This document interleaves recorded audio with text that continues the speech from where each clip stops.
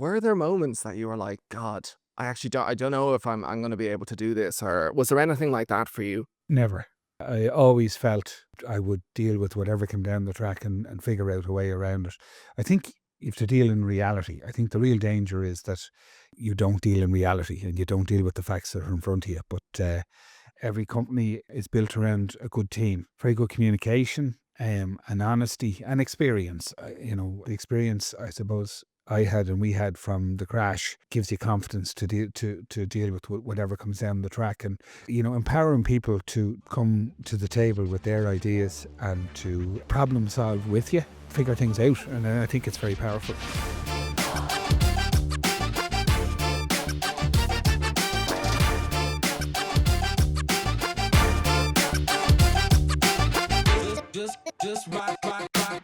Charlie Hamilton, thank you very much for joining me. Pleasure. Thanks very much for the invite. Much appreciated. So first, let's start off with the business, right? So Canadia Flooring, what is it? What do you do? Who the customers are, and all that kind of thing. Okay, so interesting. The name Canadia comes from Canada. So when the business started 30 years ago this year, all of our wood at that stage came from Canada. It since comes from pretty much all over the world. So at the time we wanted to name the company with respect to Canada, and so we called it Canadia. So that's where the name of the company comes from. What do we do? We have a timber flooring business where we supply flooring all over Ireland and into the UK as well too. So we're 30 years old. We have manufacturers that we work very closely with and have worked very closely with for the last 20 years plus. They make flooring for us to our specification, to our finish, to our colours, and we import it into Ireland, and we have the Canadia brand in Ireland where we supply nationwide. We've 500 different retail partners that sell our product for us in Ireland. What does differentiation look like in the business? Is it kind of your relationships with the people who are ultimately selling the flooring, or how does that Good work? question. So for us, we are a specialist. Okay, so flooring is what we are passionate about, and have been since we started. So wood, I'm very passionate about wood as a floor covering, as a product. It's a really lovely product to work with. It's renewable, and so we are a flooring specialist. We're a wood specialist. We concentrate on that area completely. We've a very, very large offering. So we do engineered, which is hardwood flooring, so oaks, walnuts, and we do a wide range in that, different widths. And we also do laminate flooring, which is it's made out of MDF with a wood flooring finish on top. So we do a wide range in that. So we're a specialist. We've built our business on advice to our customers. So we always have in our mind that what the finished project is going to look like.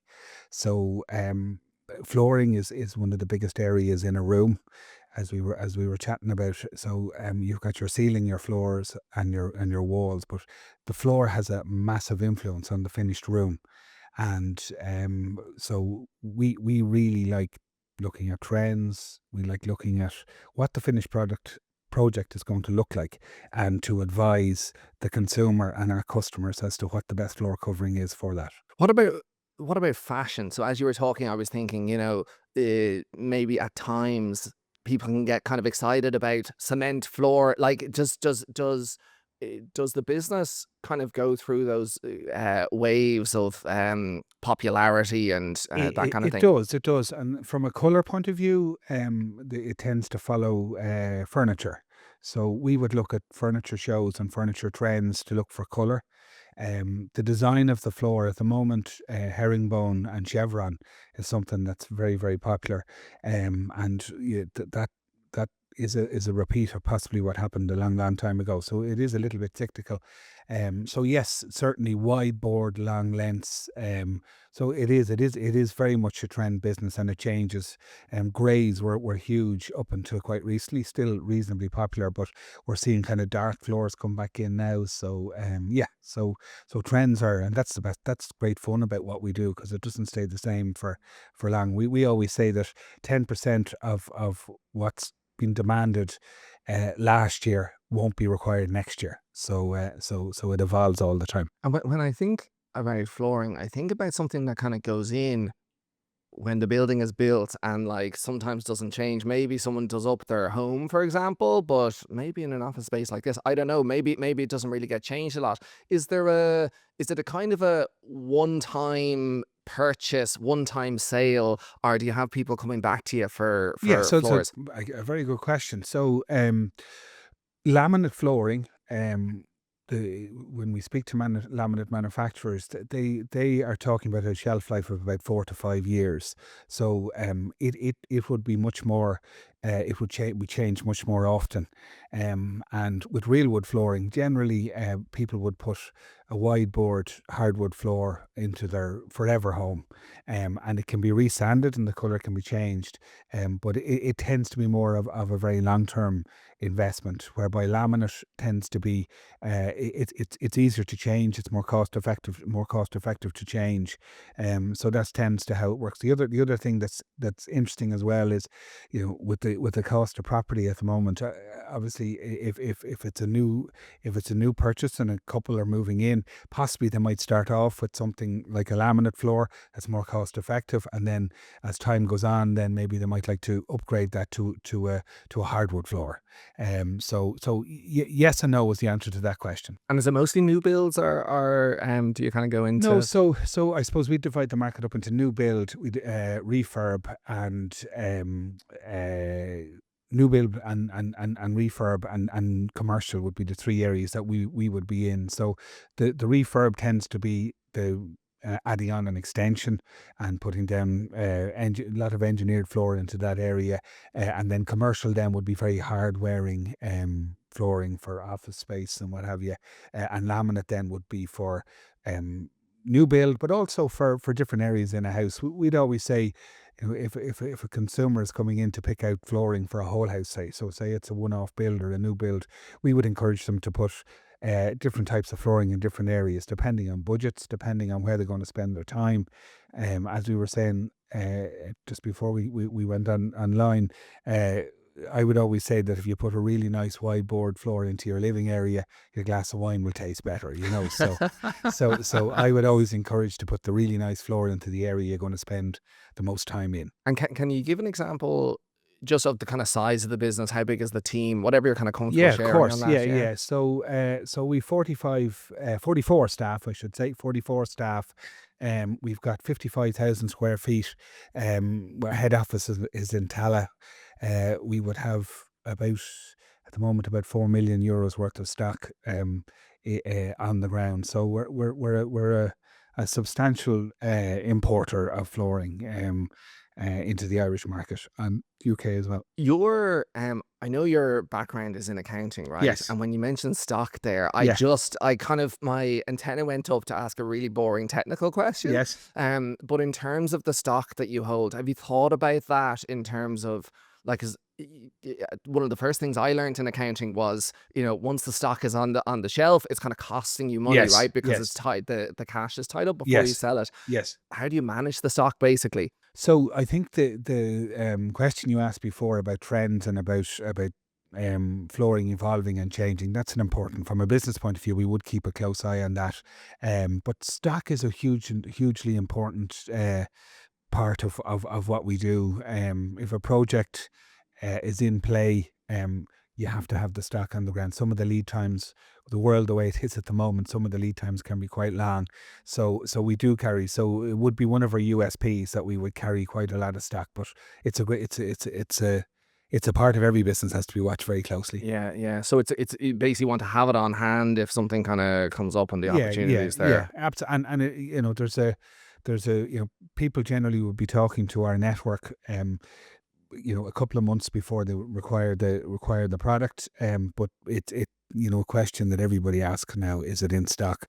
And in most cases, it would be with us. How did you get involved in the business? So you're not a founder of the business, as I understand No, it. no, but Tell me about the story. I have been involved since the start. So as you said, like yourself, I trained as an accountant when I left school, and I was working part-time in a hardware business. And while I was just finishing up my studies, the owner of the hardware business decided that he was going to look at timber flooring. So he asked me would I be interested in taking a look at it and getting involved. So we travelled to Canada in 1996, I think it was at the time. And And why Canada? Why was that the first so place? at that time, that's really where, so Canadian hard maple and American red oak were probably the two main species, beech, and at that stage it was pretty much all solid. Laminate wasn't a huge thing back then. So Canada was where the raw material was and where all of the factories were. So we travelled there, and I have to say, once I really enjoyed the travel piece, but I really got a real sense for just the world and opportunity, and going back to wood as a species. I just it worked for me. So I came back, and unfortunately, or maybe fortunately for the accountancy world, I decided to move away from that side of it, and focused on the flooring. So you went into sales, was it, at the start? Yeah, so it was a new startup company. So went into sales, and then it kind of grew from there. We started off with 3 staff, 4 staff, and we went from there. So in 2006, then the then owner wanted to step away from the business, and so I had been sales director before that, and I moved in to become managing director in 2006, which was fantastic timing, because if you remember back, it was just about then or a little after that the recession hit in a really, really big way. So it was a very, very interesting 5 or 6 years after that, which I learned a lot from. Is that more in hindsight that it was interesting, but maybe at the time it was different? It, I've oh, just it, taken it it. was incredibly tough, but and like it's very hard to run a business when just the market is shrinking every year. So it was 10%, 10%, 10%, 10% shrinking every year for until about 2011. But necessity is a great driver to do other things. So it would have been in about 2010, 2011 we broke into the UK market. So because just the Irish market was just getting smaller. So we set up a sales team over in the UK market, and that really was the start of the turn for us post recession. And from there, about 2012, things started to stabilize, and we went on from there. But yeah, a very, very interesting time, and lessons that I think and I hope will stand to me from them. But yeah, tough times. What about? I just want to go back to the start and the kind of growth, let's say, up Yeah, up to that yeah, point, right? yeah, Because you were at the forefront, right? You were kind of in sales and everything else. What was that? What did that growth look like? Like, if it was shrinking 10%, yeah, was it like, I just think Celtic Tiger era? It was almost the yeah, perfect time to be starting this yes, type of business in yes. Ireland. Was it a bit of a rocket ship at the start? Yeah, it grew. We probably grew. Certainly the early noughties were a great time of growth. So from kind of 00 to 2005, 2006, I would say what's in my mind was Charlie McCreevy's giveaway to everybody at the time. I can't. What was it called again? SSRI or Now you something have us. like Yeah, that? Or is absolutely. that No, something you take for anxiety? I can't remember this. I remember it all right. yes. Yeah. So that kind of hit in 2006, and really that was kind of after that. Then we saw it kind of fall off a cliff. But before that, yeah, we were growing strongly, maybe 20% at the start of the noughties, and then it just stopped. It slowed down from there. So yeah. And for you, personally, kind of what was it like? So you said, "Oh, look, this is for me. I like, Yeah. wood. I like the travel side. I don't want to be stuck in the office all day." But what was it kind of, did you really feel like, "Oh yeah, like I love what I'm doing and I'm kind of excited about it?" I have to say, till for the last 30 years, I've enjoyed I really do enjoy what I do, and I love what I do. Not everything that, you can get Sure. days where you will enjoy more than others, but yeah, I do think, I firmly believe, I tell my own kids, if you do what you love, you don't never really work a day in your life, and I do believe that. Were you lucky to find it? Because I suppose not a lot of people find exactly what they want to do so early, right, in their Yeah. career, or kind of straight after qualifying and that kind of thing. Do you feel lucky that you found it so early? Well, yeah, definitely. I do think maybe you should keep looking until you find what you really enjoy. And yeah, but opportunity, travel, growth. That's what really drives me on. And yeah, and I don't think it matters what business you're in. I think if you find those and you enjoy it, I think it's a good place to be. Would you encourage your children, you mentioned there, right? Yeah, Because you're kind of saying, find what you love. Um, would you encourage them to do something initially, to find out whether they like that, or kind of to and use the word push, but I don't really mean it, yeah, right? But yeah. would you encourage them into a certain area? No, I would encourage them to experience many different things and to find what works for them. Yeah, and I have two kids and very different personalities, both very good at certain, different strengths and different weaknesses. So I would certainly let them know what I enjoy, and give them the opportunity to learn from what I've learned from. But I'd encourage them to go their own path. So in preparation for this, I read you had an interview with Bank of Ireland, right? And you had said they'd asked you a question of, "Oh, if you were to change anything, like looking back, would you do anything differently?" And you said, um, I could sort of tell maybe that the question you didn't really think it was a question you kind of felt like answering, because it's kind of in the past and that Yeah. kind of thing. But you did say, "I wish I'd kind of had a bit more self confidence, or a bit more self belief." I think was the expression kind of back then. Yeah, it was more. So I took over as MD towards in the noughties, and then I led an MBO towards the end of the 2010s. And the question was, would I do anything different?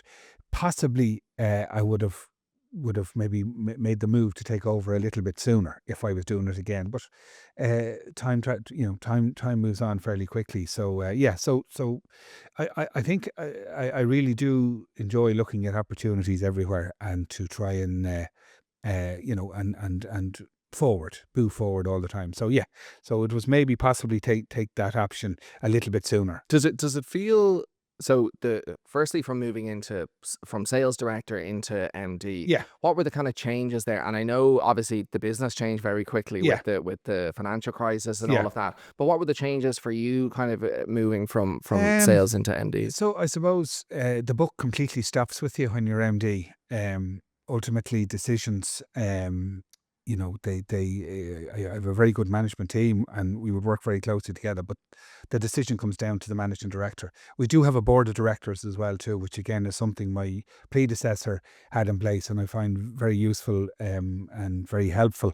We'd have three non-exec directors. So when we're making big decisions like going into the UK, or something that's going to fundamentally uh, examine the way we're doing business with possible changes, we can go to the board, and we do go to the board. We meet four times a year, and we get some advice from that. But yeah, so I suppose I really enjoyed it. As soon as I got into it, I really enjoyed it, and yeah, really enjoyed it. You must have had a good relationship with the owner of the business at the Yes. time Yeah, and yeah, everything. yeah, yeah. Yeah. He was a really good guy. John Mulvey is his name, and he's a very entrepreneurial guy. And again, I'd be forever grateful for what I learned from him. In that, to see an idea, turn into a business is something very powerful. We all have ideas, but to see it actually turn into a successful business is very powerful, and it's something I keep a close eye on with other businesses, to see how, like, the backbone of the Irish economy are SMEs, and to see them, some of them family businesses, some of them startups, and to see them grow into business, into successful business is something I get a lot of joy in seeing, and so really really good, and I think it's, as I said, it's a big part of the Irish economy, I think. Because oftentimes when there's people sitting here, right, if they've gone through an MBO, Yeah. um, sometimes I would say let's say 80% of the time they might have thought, oh, I can run this business better than the owner. In this case, it doesn't really seem like that was the case. It really sounds like more of a mentor mentee kind of relationship. Early doors, yeah. I suppose he retired out of the business in mid noughties. So yeah, it definitely would have learned a lot from him. But I think there's an opportunity to learn from everybody in business, and I think then, so you learn from our board and from advisors that I have, and you kind of take it all in, and then you put your own stamp on it, and your time is to bring the business on to the next level. So I suppose you became the managing director of the business. Then the financial crisis happened, right? Then when you bought the business, then COVID happened, right? So two massive things in your industry, Yes. kind of external factors that came in. For you personally, I'm sure those parts were very difficult. Mm. But when you talk about the financial crisis, for example, or moving into managing director, there's very much a, well, I learned a lot. It was difficult, but I learned a lot, kind of thing. Were there moments that you were like, God, I don't know if I'm going to be able to do this, or was there anything like that for you? Never. Wow. No, never. I always felt uh, you could. I would deal with whatever came down the track, and figure out a way around it.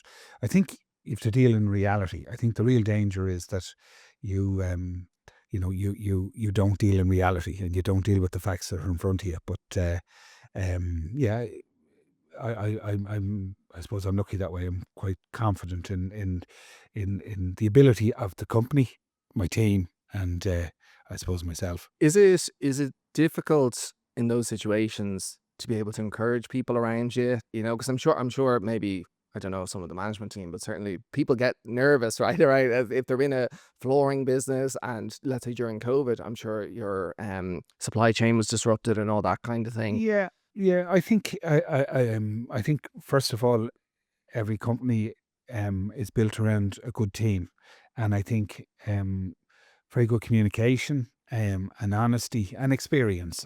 You mentioned COVID. The experience, I suppose, I had and we had from the crash, kind of gives you confidence to deal with whatever comes down the track. And COVID turned out, for our industry, not to be as bad as some very unfortunate industries. But we didn't know that at the start. So I think communication, and empowering people to come to the table with their ideas, and to uh, problem solve with you, and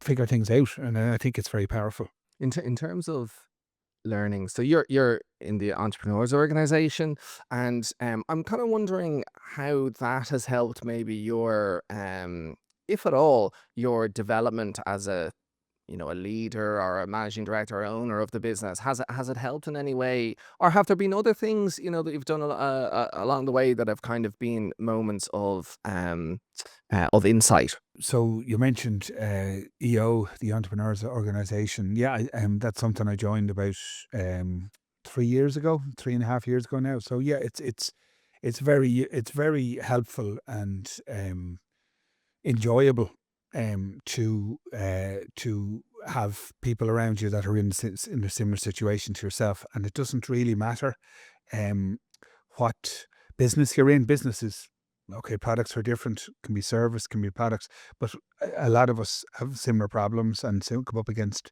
similar situations.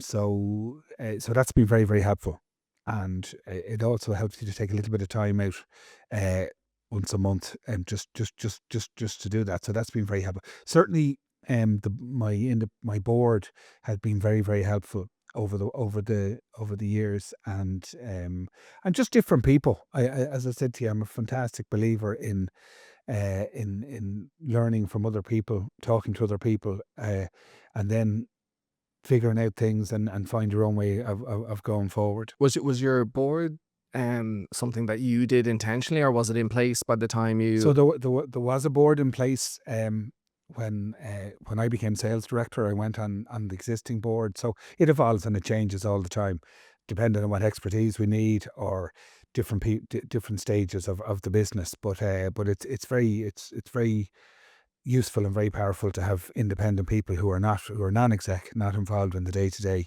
to help you with through different parts and different stages of your business. Because a lot of businesses. So this is a business really that like was started in Of course, 1996. So yeah. it's not kind of a generational family business, right? But even SMEs like that, not often do they have, let's say, a full management team, right? Which you do, a kind of an executive team, but they often wouldn't have a board either. So I'm wondering, how did it? Do you know how it kind of came about, or what was the kind of um the insight, or the wisdom essentially to put those things in place early on? Well, so I would encourage any new business to put in place structures and professionals and a board, in our case, and it might not suit everybody, uh, to allow the business grow. So,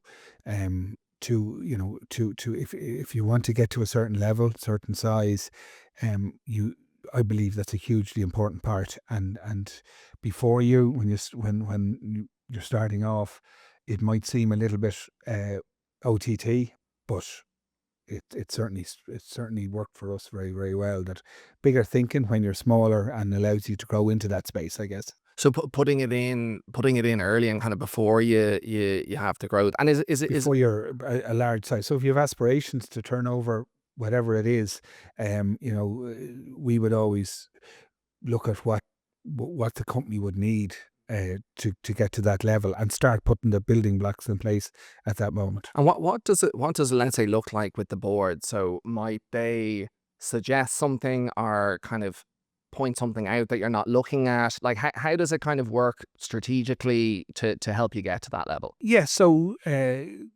our board members would have been, or are on other boards, and they would have been involved, or are still involved in some cases, in other companies, in senior management roles.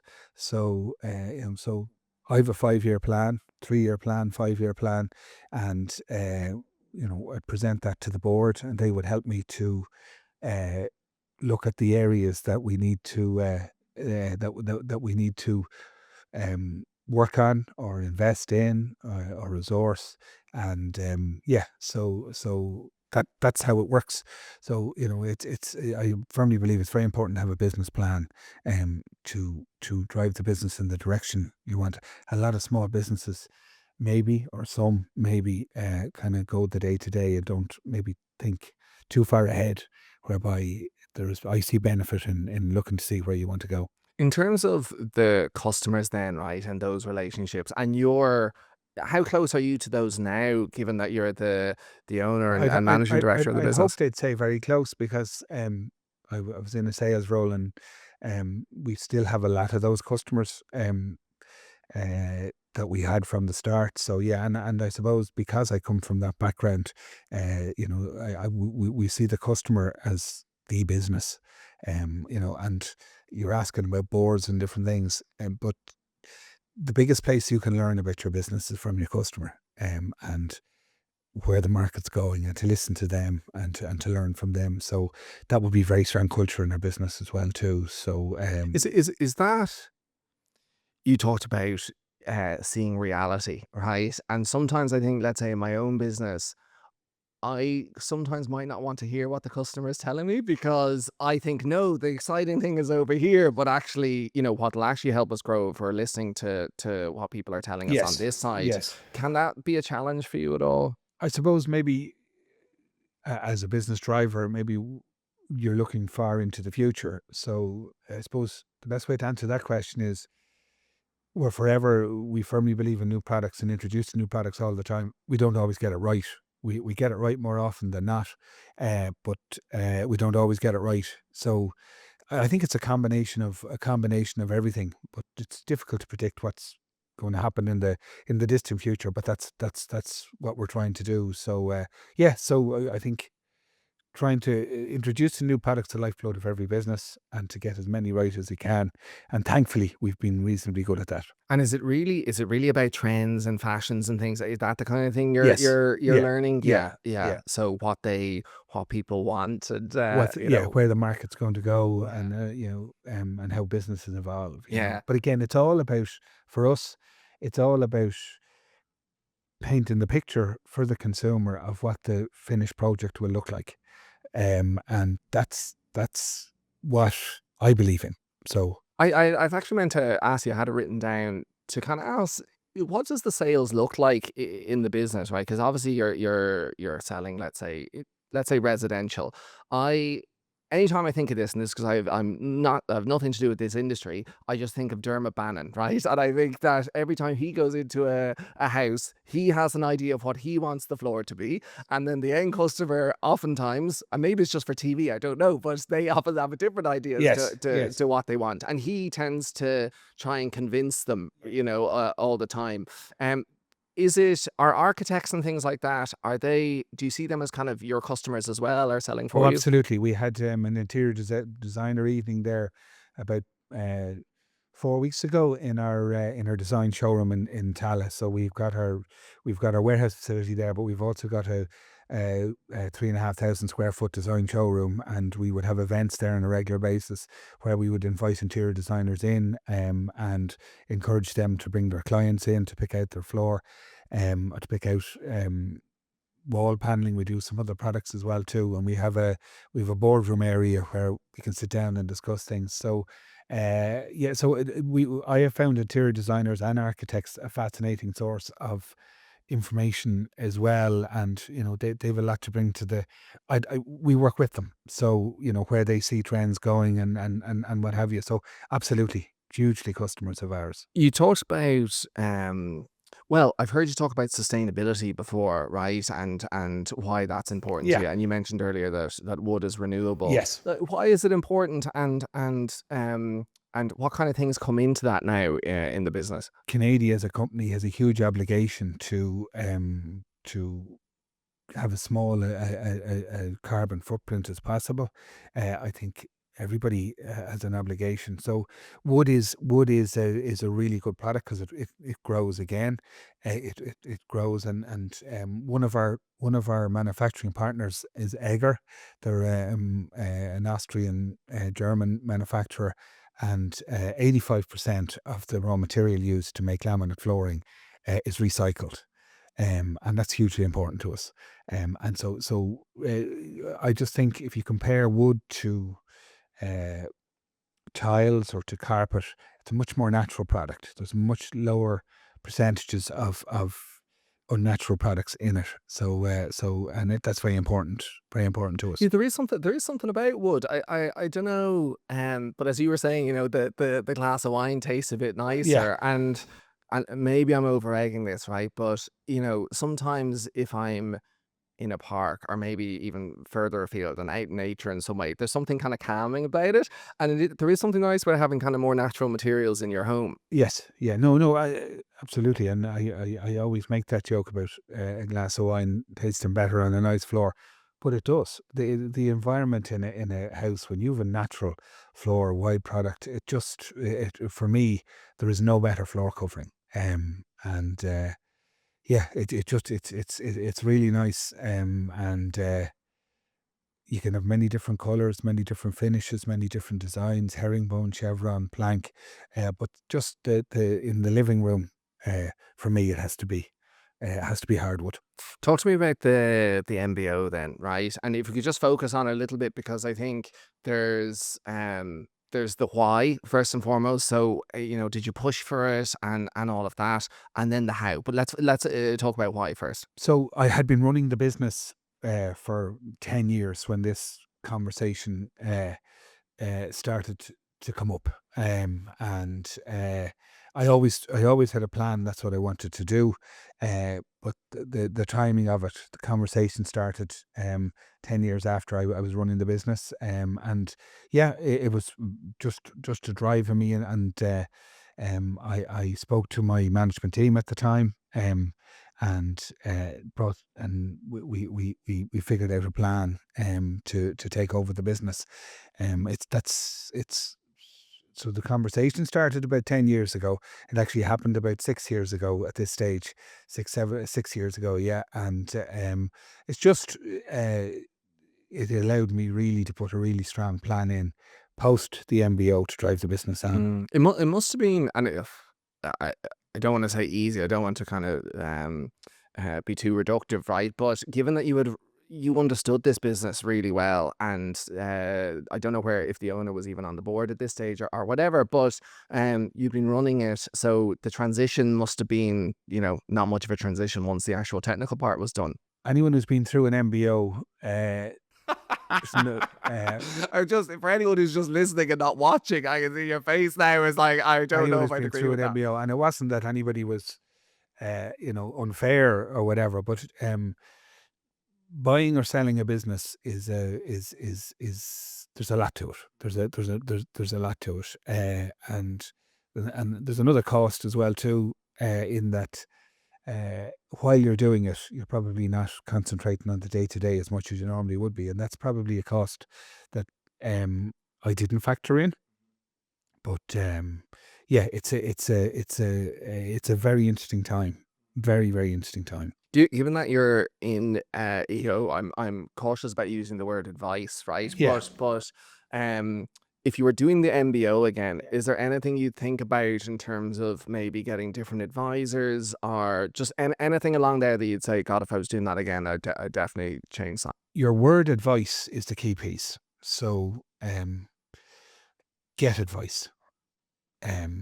Get advice. There are professionals out there who will take you through the whole process, and it is a process. And so I think good advice is hugely important. And luckily enough, I from the start, I took that approach, and it made it easier. But it takes time, though. It took when the process started. It takes a year, minimum a year, from start to finish. And yeah, so but really good advice. Never be afraid to take good advice.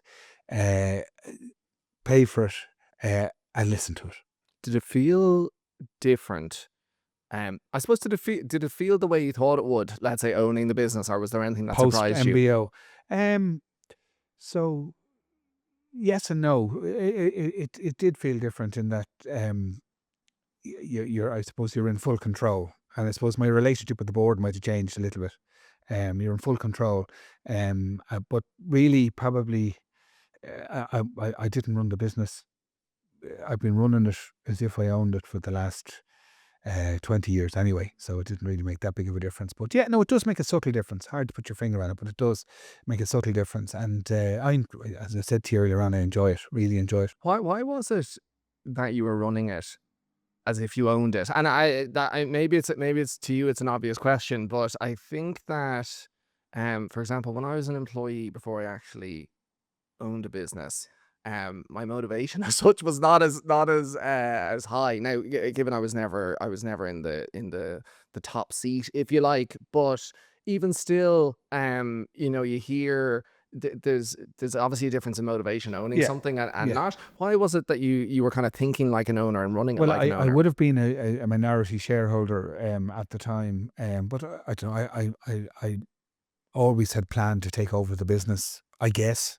Uh, so yeah, I don't know. Maybe it's DNA. I'm not sure, but that's how it always was. Why have you never gone into? We talked about ceilings and walls, and again, I'm just not very familiar with the industry, so this is perhaps a really naive question, but how come you've never gone into anything else aside from flooring? Like, you've never even gone outside of wood, which, is one Yeah, thing, well, but no, well, we do. So it's flooring. We do wood, hardwood, and wood would be our kind of perimeters, if you like. So we do stairs as well too. So we do hardwood stair kits. So if you're putting a really nice floor in your hall, we have a system or solution now that you can actually floor your stairs as well, and we do wall paneling as well. So we do anything that complements wood flooring, we do. and it came from did that come from kind of customers, again, Yeah, talking to listening to customers? customers. Yeah, listening to customers and yeah, and just trends that we see coming down the track. Really, In terms of, so, when you're talking about it, right, it's like you can tell that it's been a kind of, it's been hard work, even though you've enjoyed it, right? It's been very hard work. yeah. Do you think that you've sacrificed anything along the way, in terms of, maybe putting too much into the business, or thinking about the business too much, or not being able to celebrate the You're wins? asking a lot of hard questions there. I suppose Ugh. you'd have to ask my family that. I hope not. No, I hope not because I enjoy it. I hope not. Are there days you go home where maybe something hasn't gone right and you're not in great form? I'd say my wife would say yes, and my daughter, my son. But no, I would hope not. I think it's a part of of who you are. So I hope not. Would the Did answer to you that did you question. you said you always wanted to take over the business.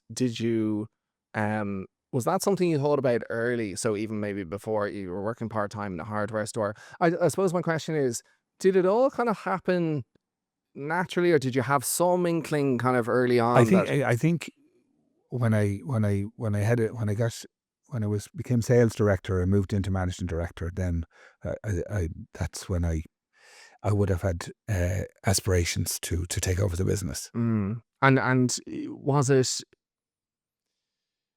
I suppose, what I would normally ask people is, did you always want to be an entrepreneur, right? That's kind of, was it always kind of, do you think it was in you? Do you think it was in you, or do you just think it got there kind of gradually? I do think that uh, whether it started off like this or it evolved into this, I'm not sure. But I do think that entrepreneurs think a little bit differently than other people in that uh, you're always looking for opportunity, and I think uh, that that was probably always there, but maybe evolved a little bit more. But I think, yeah, as I said, I suppose going back to what I said earlier on, going from uh, going from seeing an SME or seeing an idea like when Canadia started, going from an idea to becoming a business is something that I really enjoy and love hearing about for other companies and what have you. And yeah, so I think it's a big part of it. And it's the next 5 years, the next 10 years are just as exciting as the 5 years that have just passed. And we've got some really exciting plans and ideas around our model where we're advice and new products, new trends, and onwards and upwards. So and really looking forward to it. Can you talk about any of those things? Or maybe some of them are strategically Yeah, sensitive, but perhaps, are there any examples of what you're kind of looking forward to in the future? yeah. So I think there's really good opportunity in the hardwood space. Laminate is the kind of the new build market. I think in the hardwood space, in renovation and in one-off builds possibly as well too, but in the hardwood space and in commercial hardwood as well too, where I think there's really big opportunity there.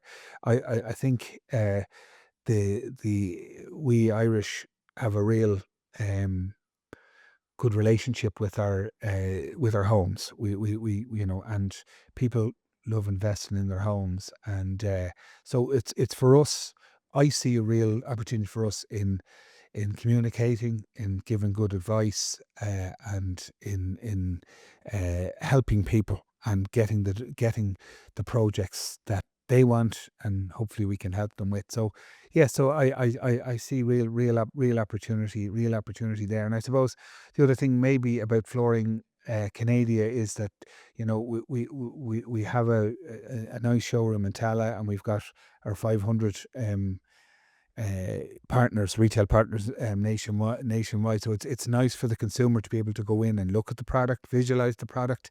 Okay, some product is sold online, but not, not possibly it'll never become massive with flooring, because it's a very personal, physical kind of decision to make. So, and that's something that we send out a huge amount of samples to consumers daily, weekly, monthly. And I suppose what we try and do is encourage them to come into a showroom to look at the product and have the conversation, get the good advice, and pick the product that's right for them. It's an industry that I always think of. Like we talked about the global financial crisis, and even though COVID wasn't something that caused you many problems, it caused other industries kind of maybe more problems. And you know, all we've been hearing about for the last 10 years, basically, when it comes to the government and everything, is that housing crisis, shortage of homes. And this is all kind of related to flooring. Um, what do you see for you as maybe the risks, are the things that you're kind of thinking about to maybe stay away from, or that kind of thing in the business, or what do you kind of hope happens in the industry? The world is an uncertain place in terms of supply chain, so that's always going to be a challenge. So to keep an eye on that, and to have contingency plans if things change, that's one. I think in Ireland, I just think that the home is a sacred place for a lot of people, and I do think the demand is going to be there. Disposable income is a concern, um, but I think the world has got more resilient than it has been before. And you mentioned recession and COVID and everything else that's come down the track, and I think there's a real appetite for people to get on with things. So um, yeah, I think it's our job to stay on trend, to introduce new products, and to give people options. So I'm be optimistic. We have plans in place. We've invested 300,000 in an upgrade of our showrooms there recently. We've expanded our warehouse space. We had 5 new recruits in the last 12 months. So uh, I'm very optimistic going forward. I'm not suggesting it's going to be without its challenges, but I do think the future is bright. And it's a big year for you, right? Because you're 30 years in 30 business, is years in it? business, Yeah. yeah, Wow. yeah, Okay. And 30 years. does it uh has it caused any reflection for you, or kind of looking back, or anything like that? Well, certainly the years went by very quickly. And I suppose there's a real sense of pride as to where we are now, as to where we were at the start. So and how it evolves. When you look at year on year, sometimes you might grow the business a certain amount, but it's hard to see massive steps. But when you break it into decades, then you can see how much the business has come on. So a real sense of pride, I think, would be the biggest thing. And I'm very proud of the team that we have in place, and looking forward to the.